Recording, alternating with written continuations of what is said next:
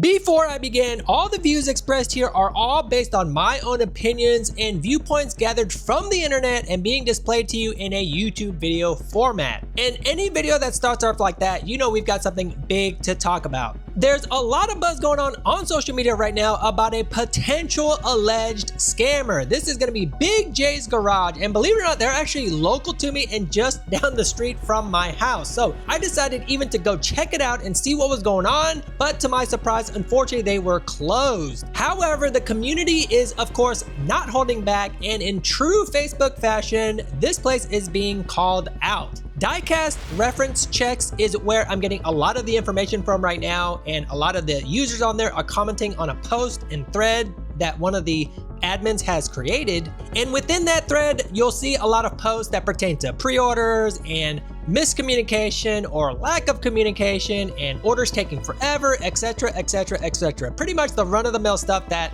a lot of customers unfortunately have to deal with. In some cases, they may be asking for refunds and be ghosted. In other cases, they may be asking for refunds and it's just taking a very long time. But let's give Big J's Garage a little bit of a benefit of the doubt, because there seems to be a lot of other stuff going on internally that we've got to talk about as well. In addition to the Facebook group, Reddit has also particularly not been friendly to the Big J's Garage customer service level as well.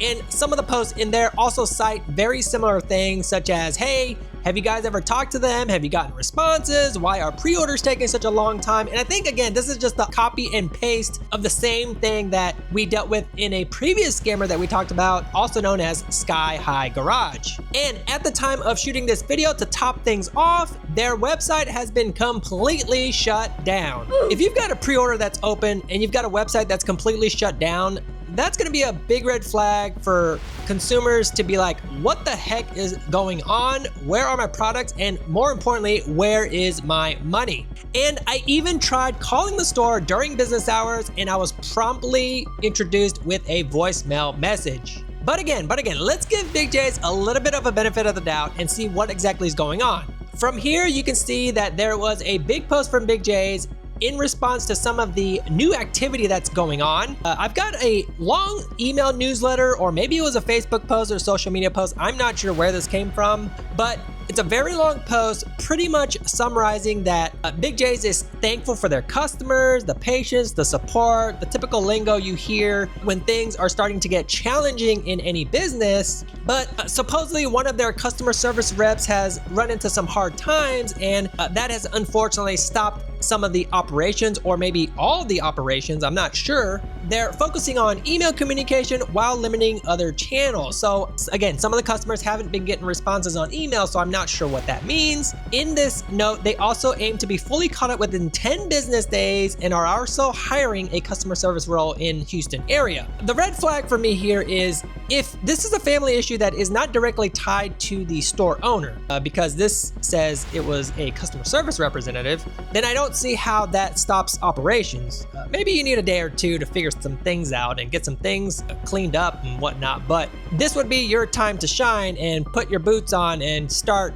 handling the business and making sure customers are being responded to, making sure customers are getting their products, what's the status. I mean, you've got to run that role, because yes, you did give that role to somebody else in the interim and let them handle it. But if that person's not there, then tag you're it. You're the one that's got to be running this business. So that was the first thing that went out as a communication notice to their customers. And I don't know if the reception has been good based on some of the responses, but again, I'm not diminishing the fact that something bad is happening to somebody, right? Take care of that, no problem. You go do what you got to do. Let me know in the comments what you guys think.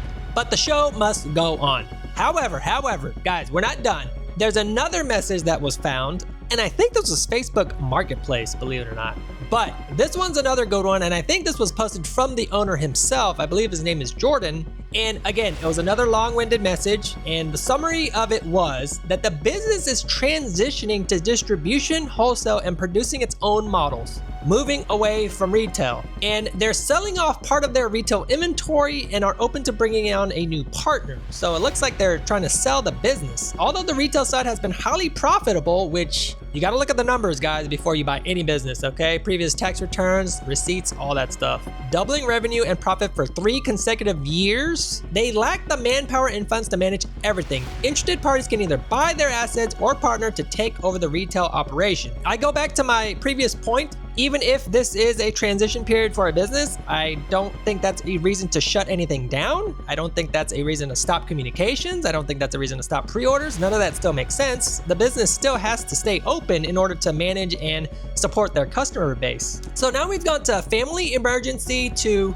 pivoting to a business sell-off response. And the thing that bothered me about this one was that he mentioned about producing his own models. Well, to me, I don't know how he's gonna achieve that if he can't handle the current customer base with just pre-orders and models that already exist. To me, he might be digging his own grave there, because producing your own models, that's not no easy feat. If you can't handle the pre-order part, the customer service part, there's no way in heck that you're gonna be able to handle the model production part. And distribution and wholesale. So just from the model car side, what I know is that a lot of that has already been figured out by a lot of the major players. For example, Mini GTA and Kaido House is supported by MJ Toys, which is a distributor for that product line.